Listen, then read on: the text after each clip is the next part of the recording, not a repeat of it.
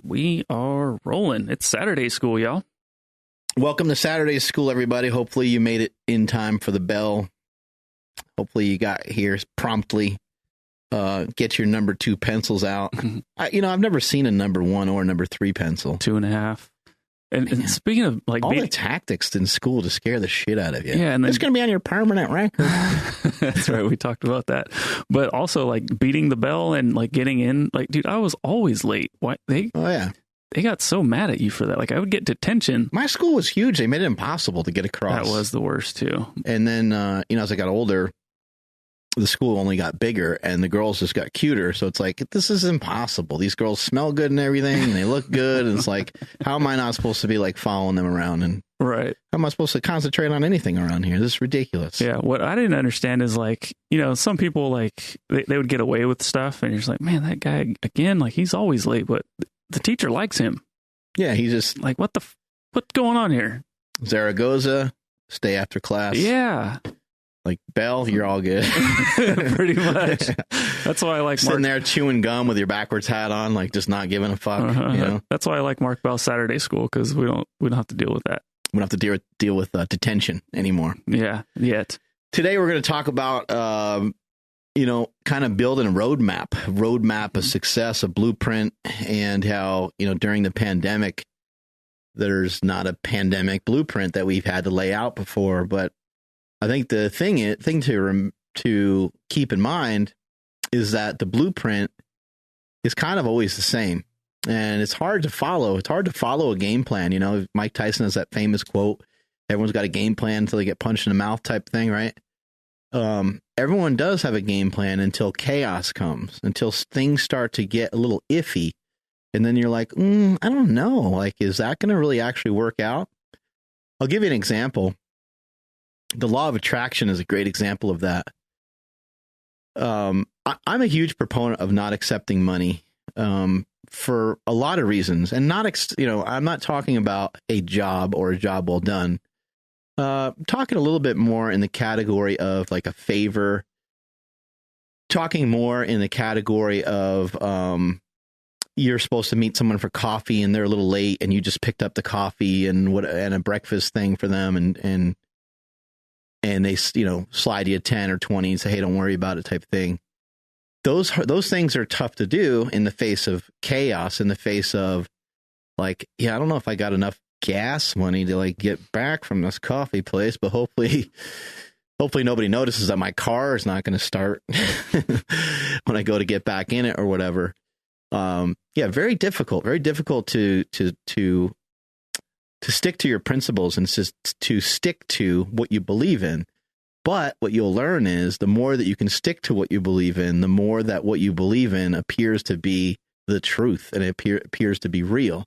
And it's just your truth. It's your own truth. It's your own beliefs. It's not necessarily a truth for everybody else. But we end up with these situations in life where we get really tested. And I think 2020 was a test. And I think, I don't know about you guys, but for myself, I get into tough predicaments, and sometimes I'm like, oh, wow, like, I don't know if I can handle this. And I do doubt myself. But once I get past that doubt, if I can hang in there past the doubt, and I can kind of keep my hands up and stay in the fight, and things get harder and they get worse, but I'm still there, I'm like, yeah, motherfucker, this is great. This is what I'm here for. Now I'm excited. Now you got my attention, because I'm like, okay, this is a challenge. And this is going to be a deeper, darker, harder challenge than I've ever had to deal with before. But I'm ready for that shit. I don't know if, like a lot of you that are listening right now, if you've ever experienced what I'm talking about. But I was listening to Astro Creep from Rob Zombie the other day. And there's a quote in there that he says, I want more life, fucker, I ain't done. And I'm like, damn, I love that line. And you have to kind of like fight for these things. They don't just, there is a law of attraction, and there is like some rules and things I believe in, like allowing things to just come to you and not like hunting them down so severely or so harshly, like something like success. Like, I don't think it's great to like chase success. I think success is something that will come back to you. However, there's times where you got to push forward, and you have to do stuff that other people aren't willing to do. I think for myself, if I kind of think back to kind of where some of my success has started, and when I'm talking about success, I'm referring to financial gain. There's many other forms of success, but this is a success that a lot of people recognize in our society. So we talk about it often because a lot of other people are trying to obtain something similar. And so here we go. When I try to think back to like where some of this started for me, it all, like, I can connect the dots looking back. And that's a Steve Jobs quote. He says, you can connect the dots when you look back upon your life, but when you were in it and you were trying to look forward, you were like, this does not make any sense. You know, for me to travel to Columbus, Ohio from Los Angeles when I didn't have any money to go to a seminar to see Dave Tate, like, just didn't make any sense logistically, but I figured it out. I actually was super crafty and super resourceful and not necessarily anything special, but I had a friend that worked for Southwest, so I was able to get a hookup on tickets. I want to say, like, you know, these tickets still had a lot of value to him because he could share them with family members and stuff. So I still had to give him some money for it. But he was like, yeah, man, give me, I don't know, $50 to get you out there, 100, give me $100 for a round trip. I'm like, fuck, man, $100. Like, that's sick. Like, otherwise it would cost me like $3 something or whatever, you know?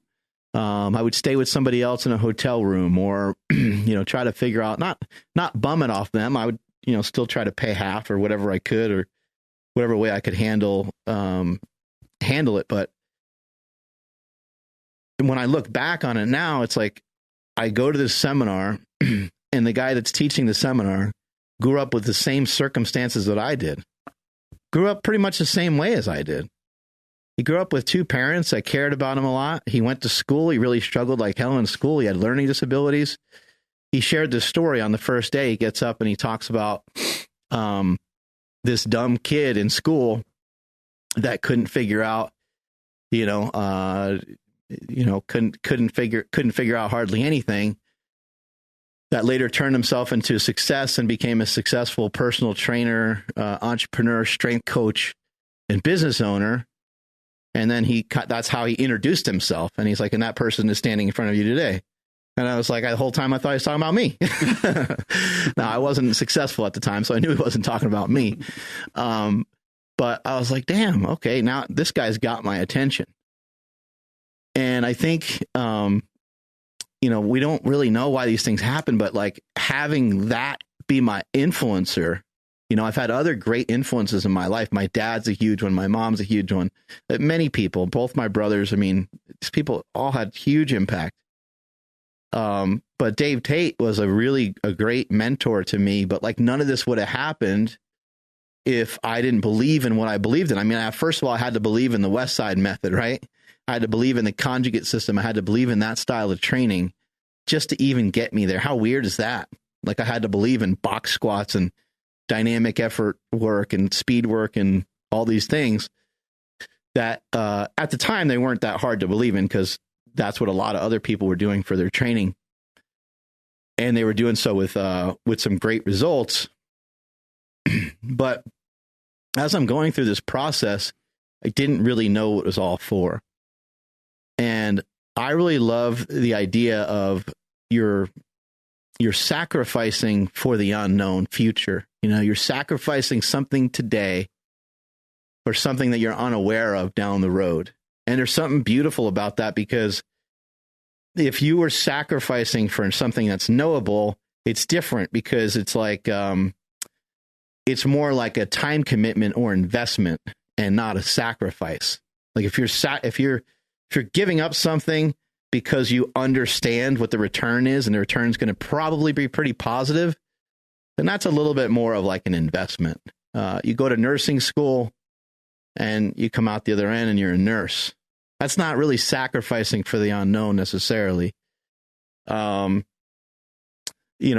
think sacrificing for the unknown is doing these things where you're like, this does not make sense. I'm spending money and I need to do the opposite. I need to make money. And you're not really understanding what that education is going to do for you, especially for me, because I didn't have a desire to be a strength coach. I didn't have a desire to really be a personal trainer, but I was just obsessed with continuing to learn more. It was almost just for myself. But I always had a belief that this was the right path. I don't know why, but I always had a belief that this is the right path. It was kind of like I would tell myself repeatedly, like, dude, don't worry about it. Like, if you just get strong as possible, everything else will work out just fine. And I don't know why I believe that, because it doesn't make any sense really. But I think I knew that if I could figure out how to get myself strong, I could figure out how to get other people strong, and I could figure out how to get other people interested in strength and in fitness. And so that's the route that I ended up going. And I didn't know, any of the things that I know now about, like, the kind of do more, be more type of principle of the more that you do, the more that you can handle. But I was setting the groundwork for a lot of that, because as I'm learning these things, as I'm starting to integrate these things in my life, I'm able to do more. I'm able to become more. One of the things I think where people really miss out is they miss out on the fact that in order to like be something, in order to truly like be something, or to feel like you're something or someone, you will have to have done something of some sort of significance. So it's kind of weird, because how do you believe in yourself if you haven't done that yet? And for me, it was all these kind of small steps of like, hey, learn this, gain this skill acquisition, and then see how you feel. Learn how to do a box squat. And then through the process of learning how to do a box squat, go from a 600-pound squat to a 700-pound squat. How does that make you feel? It's like, okay, well, I know something about self-improvement. I know how to make myself better. I did so through efficiency and through learning and through paying attention. And so right now, for some people, in this time of the pandemic, I think people are scared to take risks. People are worried about, trying to learn and play the long game. And they're really concerned because they're like, I don't know what's going to happen next. Meanwhile, the people that are already successful, what they're doing? They're like rubbing their hands together and licking their chops, because they're like, this is the greatest time that we've ever had. I just talked to a friend yesterday. He's like, 2021 is going to be like the people that are already doing really well are going to double and triple what they're doing. Elon Musk just became the wealthiest man in the world. I think it was like yesterday or something like that. And so those people are going to continue to really, really thrive and excel. But why is that? Like, what's their blueprint? Did they have a blueprint that they just dusted off, that they pulled out from their blueprint pandemic file? Or is there some sort of universal law going on that has been around forever that is the same thing that we always talk about being consistent, sacrificing for the unknown, building enough consistency to the point where it builds a lot of confidence, and then having that confidence and taking your knowledge. The difference between knowledge and wisdom is that wisdom is taking knowledge that you have and now you're applying it. Think about how many people you know in your life that are really knowledgeable. And now think about people that you know in your life that you would say that person has a lot of wisdom. There's probably like 3 people that you can think of in your head where you're like, that person applies a lot of what they know very successfully. Having a lot of knowledge is almost completely useless if you're not putting it into action. If you're not putting it into action, or if you're not sharing it out, it really doesn't do you any good. It's just at that point, it's just information. So, gaining a skill acquisition is always going to be one of your most important things. And when something like a pandemic rolls around, you are not scared. You know exactly what to do. I think some people that have had, some really crazy circumstances, like shutting down a restaurant or shutting down a local mom and pop business, maybe they can have time to kind of reset and think of like a different way of running their business. Maybe they can think of like, is there a way for me to shift to something online? You know, I have a good friend that has a gym, and she's done a great job of shifting her focus into having some online classes. And, you know, her classes aren't thriving. It's not like it's killing it, but it's still providing fitness for a good amount of people, and people are still excited about it. And she's still able to move forward. She's still able to have her gym. And there's certain parts of her gym that she's able to keep open because they got an outside facility and things like that. And so she was able to kind of continue to move forward. How can you continue to move forward? Well, there's some universal laws that allow you to do that.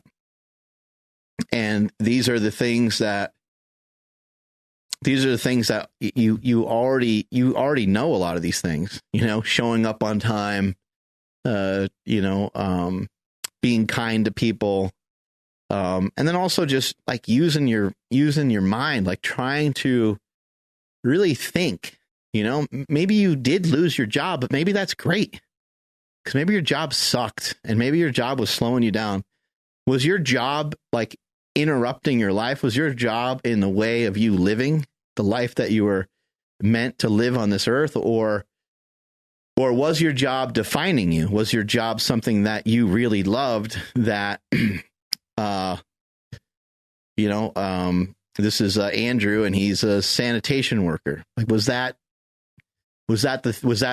your career that you really wanted to do, or were you kind of stuck in a job anyway? Because I think there's a lot of people out there that lost their job that are just kind of thinking, yeah, man, I just lost my job. And it's like, well, that was 4 months ago, you know? And I empathize with you, and I understand that shit's different now, and things might be difficult. But what companies are thriving? What companies are hiring? I just mentioned Elon Musk, becoming the wealthiest man. In the time period of COVID, did he hire more people? He probably did. He's got more money. Probably hired more people. He probably has more help, probably has better help. Or maybe there's a need to get to Mars a little faster now with everything that's going on. And what about Amazon? And I mean, there's a lot of businesses out there. DoorDash. So you can choose to like sit around and be mopey and sad and say, I don't have a job. I don't have this, I don't have that. Or you can pick yourself up. I mean, one Google search, I think will bring up a list of some of the top jobs that you can try to apply for. And even aside from just that, again, it could be a blessing that you don't have a job at the moment, because you could be thinking and you could be working. Like, forget about like work as you once knew it. Now pick the job that you want. Think about the job. Think about the life that you want. What would you do if you just had your way? Like, what would you do? If you had your own way, what would you do? Maybe what you would do is something that like doesn't seem like it would work in the next 2-3 years, because maybe it's like you wanted to open up a store of some kind. So that doesn't seem like a great option, because who the hell knows how long we'll be dealing with what we're dealing with. So that would be a harder play. Could you have online representation of that? Maybe you love fishing, and maybe you always wanted to have a fishing store, and maybe part of that fishing store was you getting to know the customers and stuff. Well, maybe you can't have a fishing store. Maybe you can't have a physical location, but maybe you can have a website. Maybe you could sell stuff online. There's a lot. There's more options if you just continue to start to wrap your mind around what the hell it is that you want to do. If I can take you guys back for a moment to my early beginnings, recently we had Zach Evanesh on markbell.com, and he shared a story with everybody about Jesse Burdick and myself traveling from California to New Jersey to do a seminar. And this seminar, I was thinking, I'm kind of in the height of my powerlifting career. I'm kind of I'm not at my absolute strongest, but I'm getting there. I'm squatting in the 900s and lifting some pretty damn good weights at that time. And so I thought there would be a pretty good appeal and pretty good following. At the time, I already worked for Dave Tate and Elite FTS and had a little bit of an online presence. So I thought, a seminar at Zach's place and $150 per person or something like that, or whatever the dollar amount was. like, we should be able to knock that out pretty good. And we should have, about 20, 30 people. And that would be really cool. And make a little bit of money, get to go to the East Coast, visit some family, share some information and some good times with some people, and call it a day. Well, I think despite Zach's efforts, I think we maybe had about 5 people that really wanted to go. And I think 2 people were comped because they were coaches in the area. And another person that showed up was my cousin, Steven. And that was about it, and Zach and I decided, hey, well, let's just, if it's going to be that way, let's just invite a couple people to it as well. So we still had a really low turnout, but my whole thing was, as I was communicating with Zach, Zach was like, look, man, it's not worth it, man. I think there's only a couple people that signed up. And I said, hey, if we got anybody signed up, then I'm coming, because even if I just have one person to teach, I need the exercise. I need the experience. I need to get in front of people, and I need to talk, because communicating is going to be something that's going to be important for me. And I just want to teach people. I just want someone to learn. So if one person learns something cool and they get to pass it on to somebody else, then my mission would be complete. So I didn't know why I was saying all that at the time. I call up Burdick and tell him, and Burdick's like, oh man, that doesn't sound great. Like, that kind of sucks. But Jesse and I were happy that we would spend some time together and hang out. Well, I think maybe about a week goes by, and now it's about 2 weeks out from when we're going to go. Or I'm sorry, it's about a week out before we're going to go. Jesse calls me and has the terrible news that his brother died. And Jesse is from the East Coast, as am I. And Jesse's like, well, it works out great because we already have those flights, and that's around the time I need to be home anyway. And he's like, I can go home and I can see my family. Jesse's from Pennsylvania. I think we flew into like New Jersey or something like that. I don't really remember a lot of the logistics of it. And Jesse went through all that. He went to his brother's funeral. He drove, really far to get to the seminar. We still did the seminar. And, the whole time I'm checking in with Jesse, but he's like, this is the best thing that could have happened, because I'm with my best friend. We're on the road. We're kicking it. He's like, I got nothing else to think about except for this seminar and training and hanging out with you. He's like, this is great. Again, there's another example of like sacrificing for the unknown. We have no idea any of this stuff's going to happen. We didn't know his brother was going to die. We didn't know what a great time we were going to have. We didn't know the relationship that we developed with our buddy Zach, who's been a longtime friend ever since then. And we also got to meet some other great strength coaches that weekend. And we got to just learn a lot about ourselves. Like, we know, like, hey, look, when there's adversity, it's not going to change our game plan. Our game plan is going to be the same. Like the plan for success, we think that this is the plan for success. And just because a tragedy happened, or just because people didn't want to show up to the seminar, doesn't really matter what was going to be in our way. We're like, well, maybe this isn't the best plan we ever drew up, but this is the plan, and we're still going to follow it. And, following your plan and sticking to your guns it ends up being massively important. For myself, and this might sound very egotistical, but I kind of think it's my job in inventing and creating products to show people what's cool, because they have a hard time recognizing it for themselves sometimes. And so, like, when I make a product, like I'm making a new supplement coming out really soon called the Steak Shake. The Steak Shake is an innovative idea. The slingshot was an innovative idea. People didn't even really know that they needed it. I needed to show them, like, this is something that you need. And they weren't like, oh yeah, of course I need that because it's like this. It wasn't like anything else they ever tried before. So I had to like make up reasons on why I felt they needed it and how it was going to support them, assist them, help them bench more weight. The Steak Shake is a little bit more natural, to where it's very obvious. It has a lot of vitamins and minerals and components to it that are essential to your body anyway, because it has liver, it has heart, it has kidney, it has all these things all in one shake, including having steak, whole eggs, whey protein, and collagen in it. So it has a wide array of vitamins, minerals, amino acids, and just things that are great for your body. And so somebody might say, well, why in the hell would I need that? Well, now it's my job to show you why I think that you need it. I've been on a carnivore style diet for a long time. And rather than like showing you and explaining to you a million ways that I can, which I will still do, I'd rather just lead by example and say, hey, look, this is what's working for me. This is how this is benefiting me. And this whole time with a lot of the stuff that I've been doing, that's all I've ever really tried to do in the first place, is just try to lead by example and try to show you guys, like, this is what this looks like to do this day in and day out. This is what it looks like to, work towards your goal. And when I share stuff online about being a success or buying a new home in Tahoe or something, it's more to show you guys, like, what I hope that you can look at that and say, I can do that shit. I can do that shit better than Bell, I bet.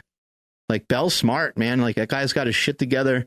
He's pretty jacked. He's pretty tan, but I wonder what I'm capable of. Because I bet if I was to apply myself like that, I bet I could kind of shock myself and do some damage too.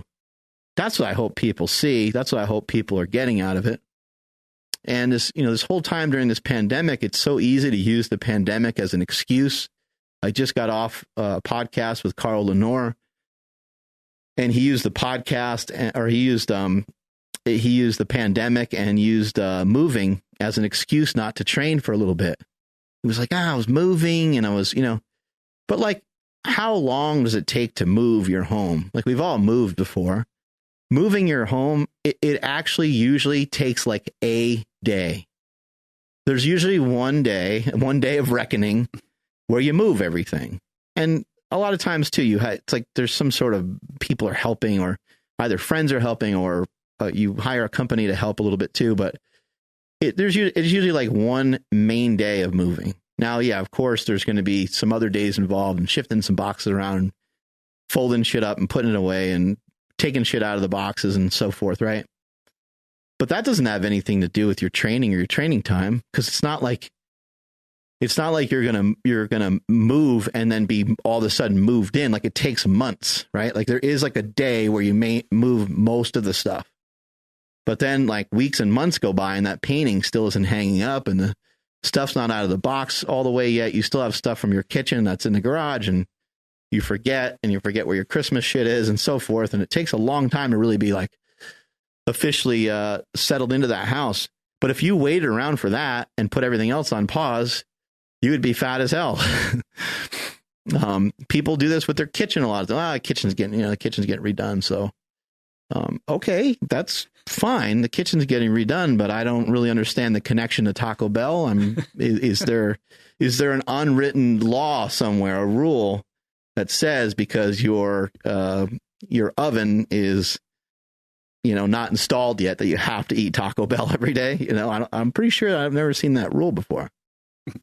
I have to call out my brother, because they did the kitchen remodel, and yeah, they's like, yeah, we have a microwave upstairs and that's all we use right now. I'm like, oh, okay.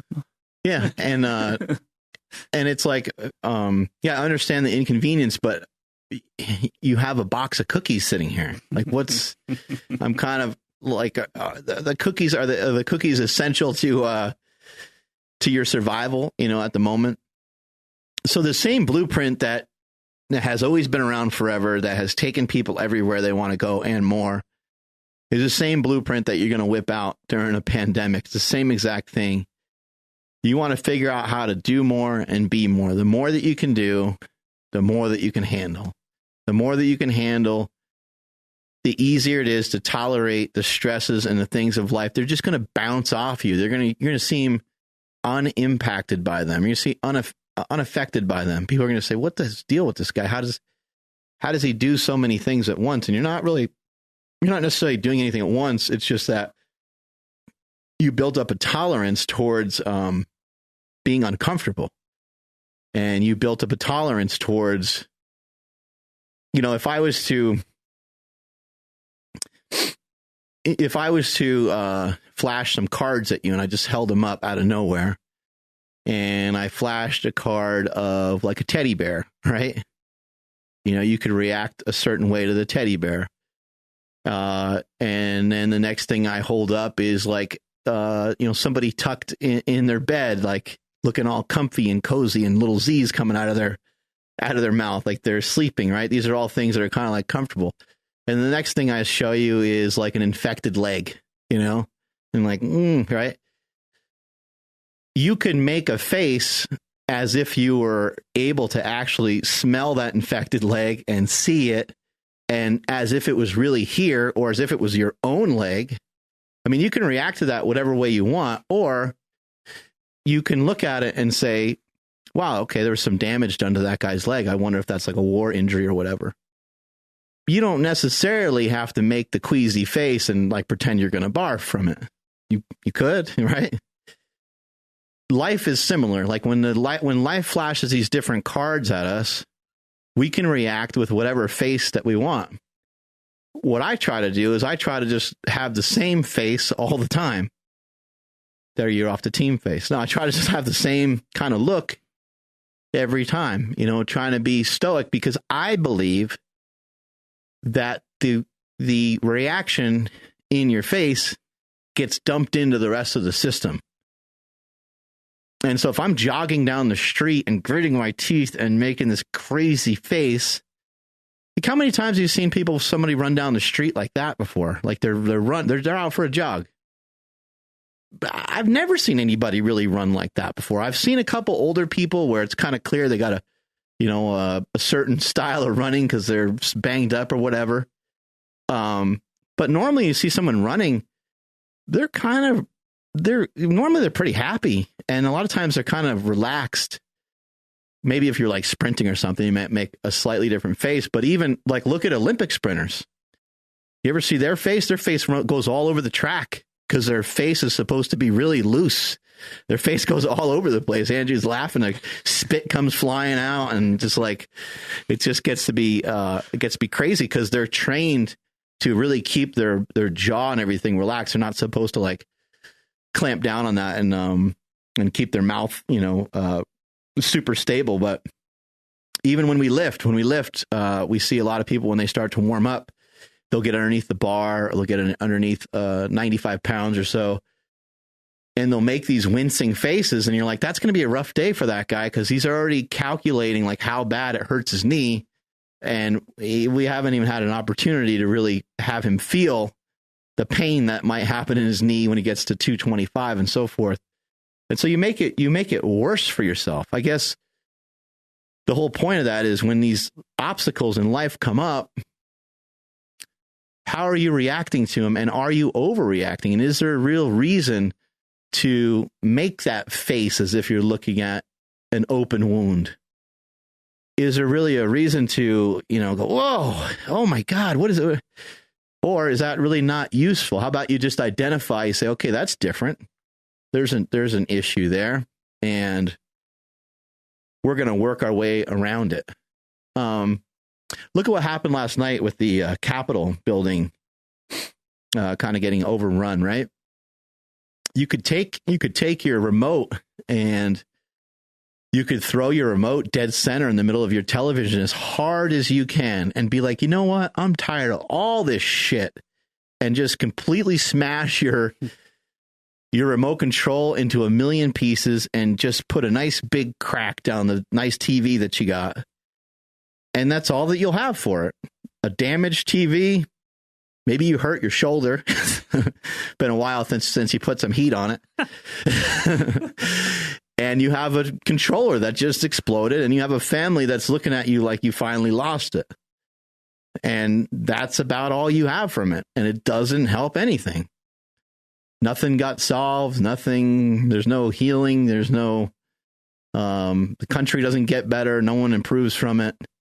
The only thing that you can do in that situation is say, wow, man, I kind of hope that no one gets hurt.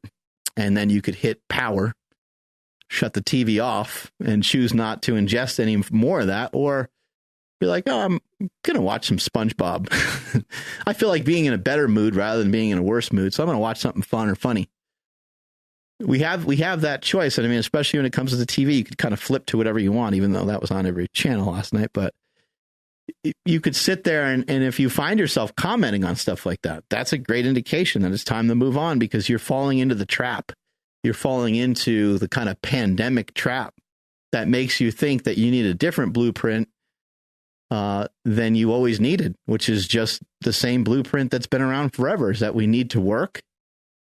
We need to put in work every single day. We need to develop some consistency. That consistency needs to turn into confidence.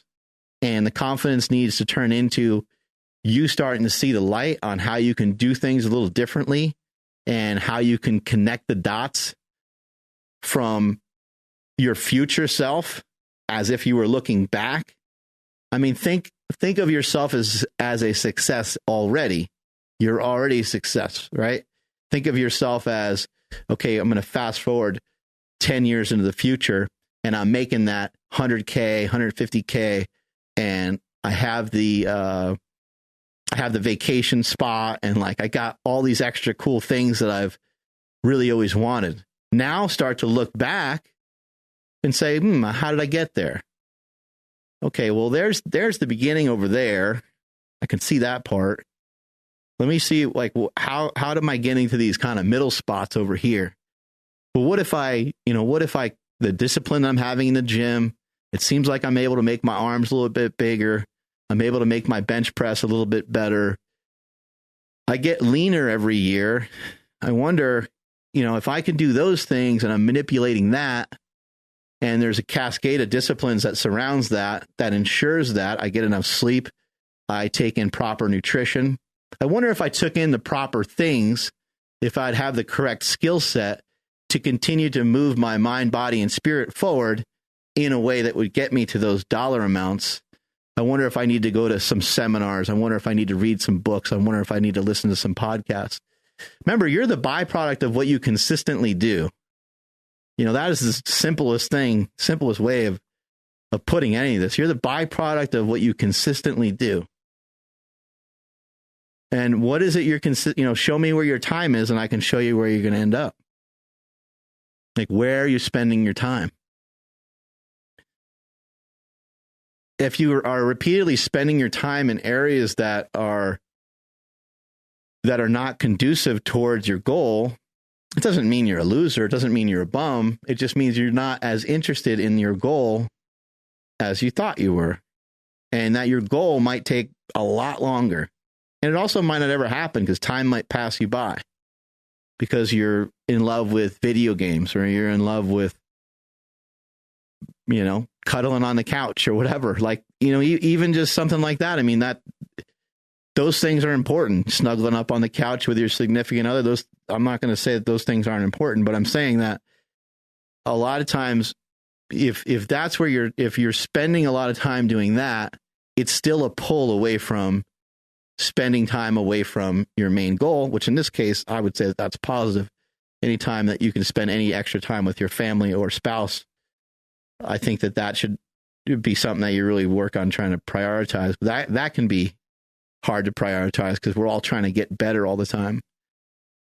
I think a blessing and something that happened during this pandemic is look at all the babies that are popping out from this thing. I think, and see, like that's another interpretation, right? Hey, you're locked up in the house. Like, you have to be locked up in your house. You can't go the same places as you once did.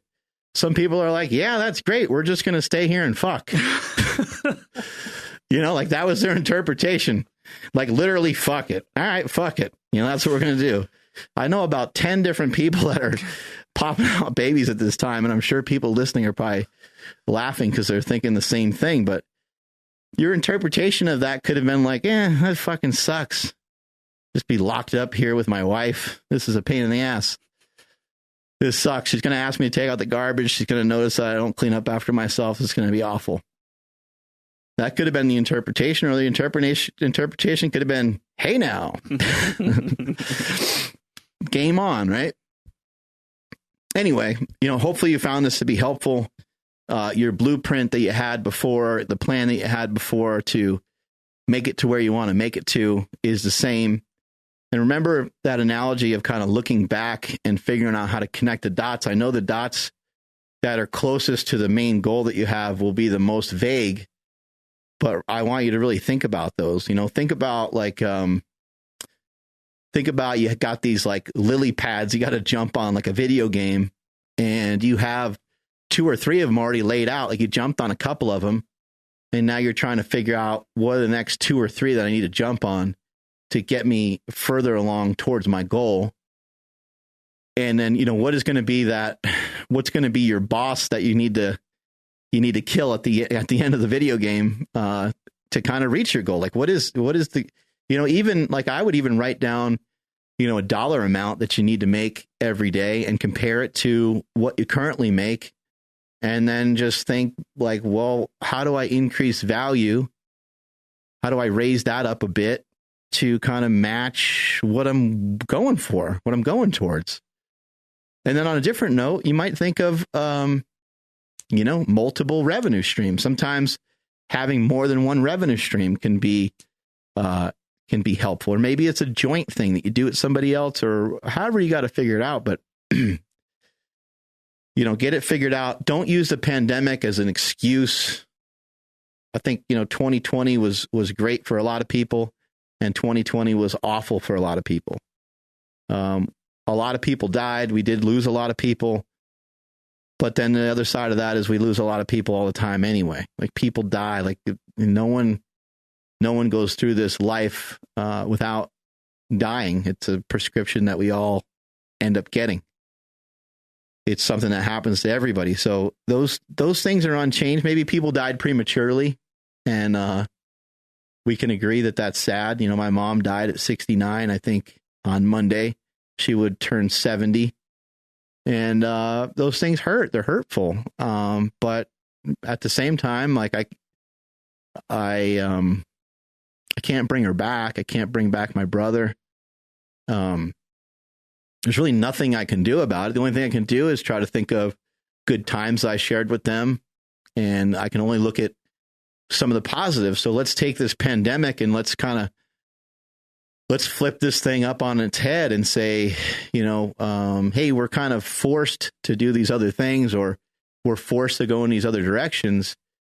How can I use some of the skill sets that I have, and utilize them towards something different? Maybe it's time that you start that podcast you've been thinking about. Maybe it's time that you started writing that book.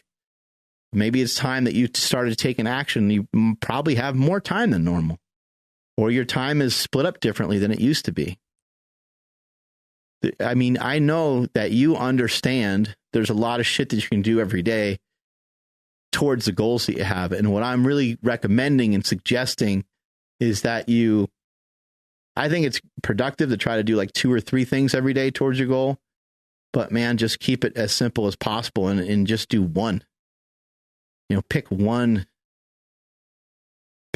thing that's towards your goals. There's going to be a bunch in there anyway, because if we're to face it, like we need to be physical and we need to have good nutrition. Like those are 2 things that are really, really important.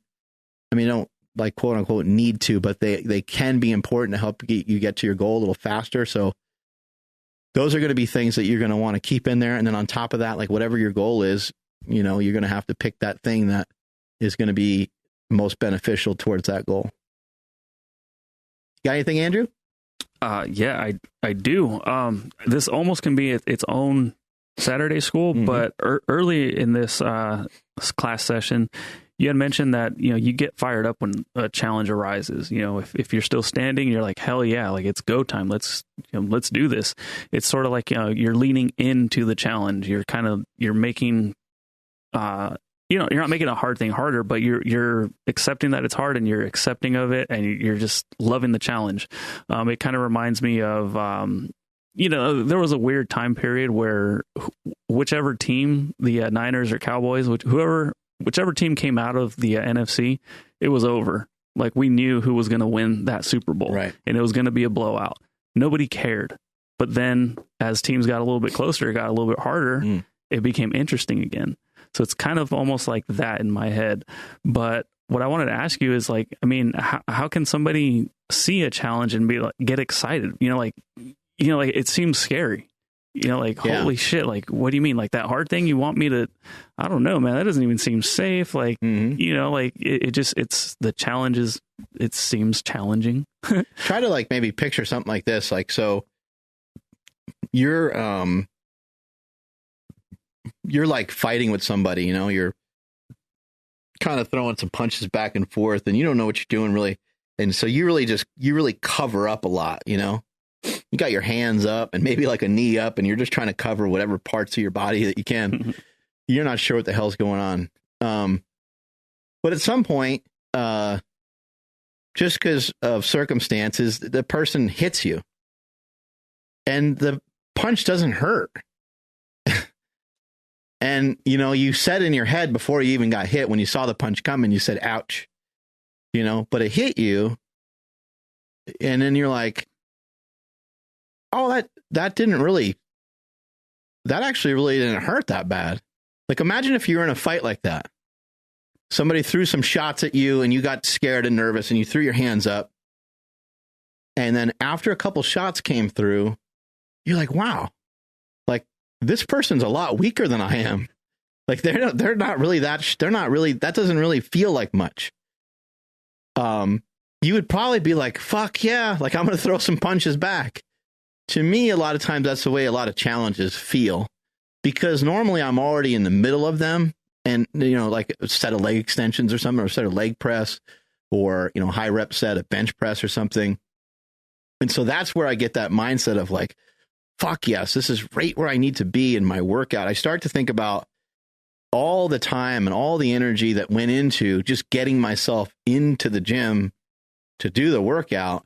The warm up, the pre-workout that you might have taken, the thought process that you had the night before about, yeah, I'm going to go in there and train my arms and shoulders. And you had an idea of what you're going to do. Maybe you looked up something on Instagram to find out more information about training your shoulders a certain way. You watched a Jay Cutler video and got all fired up or whatever. So you think about all those things. And as you get into the mix, you're just, it's not so much that the like punch is so weak that you're like, yeah, I'm going to knock this person out kind of thing. It's more like you just recognize that you're going to be okay. Like, dude, you're going to be okay. You're going to be fine. I've done stuff in the gym before where I don't have any idea whether I'm going to be fine or not. But that has taken a long time to train myself. I've had a couple points where I have literally thought I was going to die in the gym. And that took a long time to be able to work my way towards that. And then I'm totally fine though. So like when you do these things and maybe that's like overdoing it, but when you work really, really hard and you notice that nothing bad happens, pretty much only positive, every once in a while you get too sore from it or you're overworked.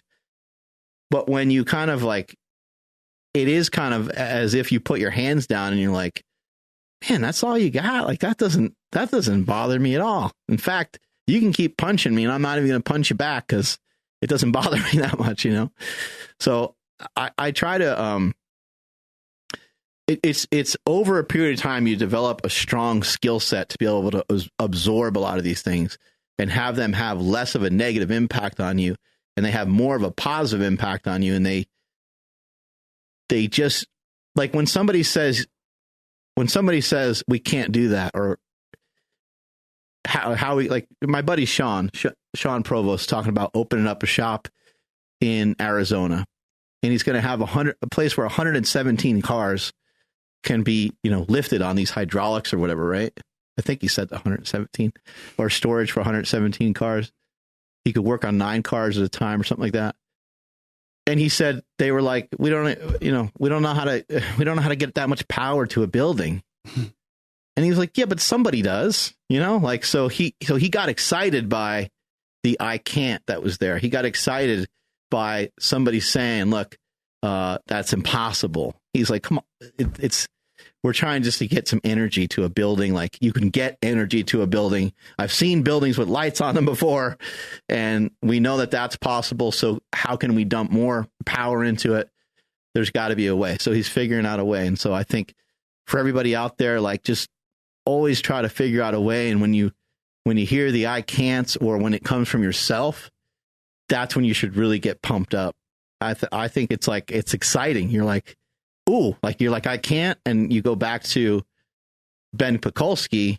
He said, whenever you say I can't, you need to follow it with I must. I can't do that. You need to turn it into I must do that. For me, what can I do? I can't stretch. How good would stretching be for me? We both know it would be fucking great, right? Mm-hmm. So there you go. That was awesome. I'm never going to stretch, though. No, because you got to lift. That's right. You can't. Got to be jacked. Yeah. Dude, that was fantastic. I'm sure everyone's going to love this. The Saturday School community, it's like almost like a different like subset of people that follow the podcast. We freaking love you guys. You guys are so awesome. You always leave comments. You always like these videos. If you haven't done so, please do so right now. Hit us up with more questions down in the comments if you have them. Mark loves doing these. These are, like I said, this is just freaking awesome for everybody. So we really appreciate you guys. But yeah, leave some comments. Let us know what do you guys have on your mind? That's what we want to know. My boy Andrew right now sacrificing for the unknown. He's got places to be right now. And we're sitting here doing this. Mm-hmm. He's like, hey, fuck it, man, let's do it. So, you know, we're all in this we're all in this battle together. Hopefully everybody that's listening to this just has the goal to get better. And you know, treat this as like a mentorship, you know, program. That's the way I like to view this particular subset of the podcast, and the way I like to view my YouTube channel, which is just Mark Smelly Bell. Please go check that out. It's just an opportunity for you to learn some stuff from me, and hopefully it helps you get better. And if you found it to be useful, just share it out with somebody else. I don't claim to know everything or anything like that. I just am sharing some experiences that I have utilized myself personally and have had a lot of success with. So if you're into that, share it out with other people. And strength is never weakness. Weakness never strength. Catch you guys later.